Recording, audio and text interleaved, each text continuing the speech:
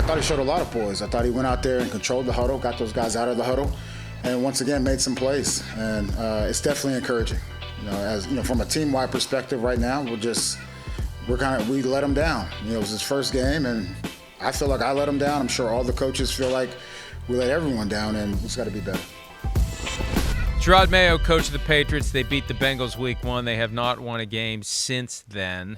They are who we thought they were going to be. They're just not a good team. No, that's right. I was giving Devin McCourty a hard time last night because he said Drake Maye we did word association. Drake Maye, future Super Bowl champion. I said, what, is this going to be like a situation where it's like David Carr is the backup to Eli Manning? Because it ain't going to happen in New England. They thought that was, humorous, even though I was making a little fun. But the Patriots were so used to them being good. Yeah. They're just not good. And we looked at the schedule before the season. There was never a good spot where you put Drake Maye in. No, that's right. That's all right. But, I think, Drake Maye said it right.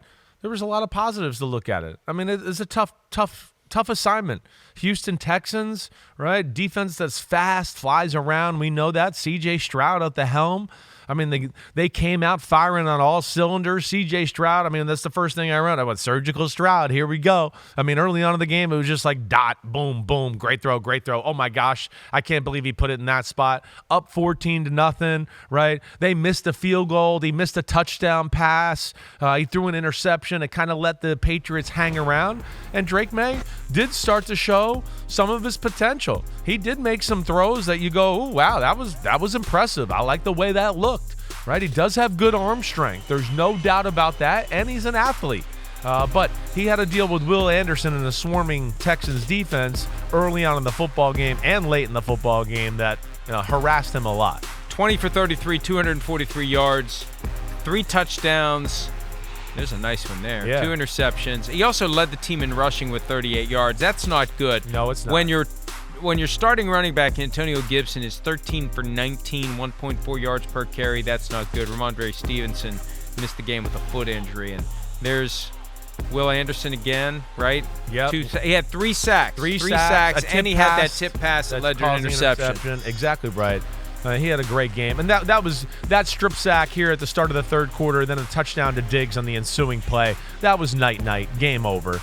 Because really, New England, we saw the go route down the right sideline. I don't know why Houston decided to blitz everybody on that play and leave a guy one-on-one down the field where, to that point, Drake Maye and the offense were not clicking, not in any rhythm at all. But, that play by Will Anderson kind of ended it. But it was a good start for Drake Maye. And like you said it right, there's not a lot of help around him or guys that can do, things above and beyond what the scheme is asked to do.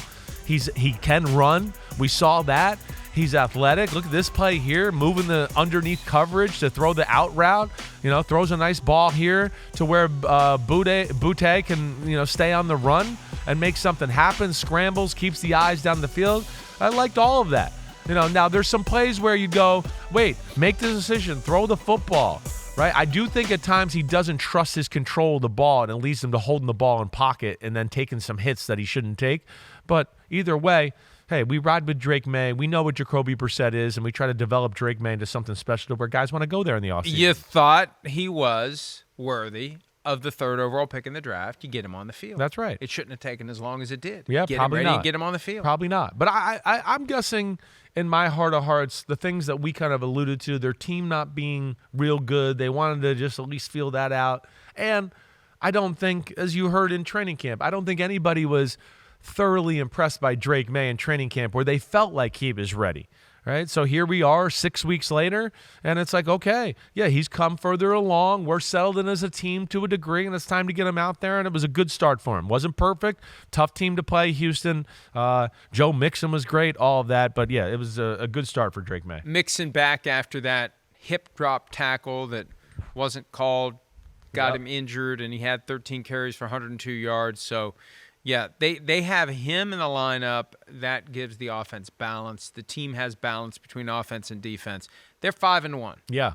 And they're in the thick of things. Right now, it's the Texans, it's the Chiefs, it's the Ravens. Yeah, right. For the most part, I know. And it feels like, Houston is got everything. It feels like they haven't maybe played their best football yet for whatever reason, right? We've seen moments of it. Ugly loss against the Minnesota Vikings. But, Hey, got the Packers this week. That'll be one of the better games in the league. Houston at Green Bay. Definitely. In the 1 o'clock window, I believe. Yes, it is.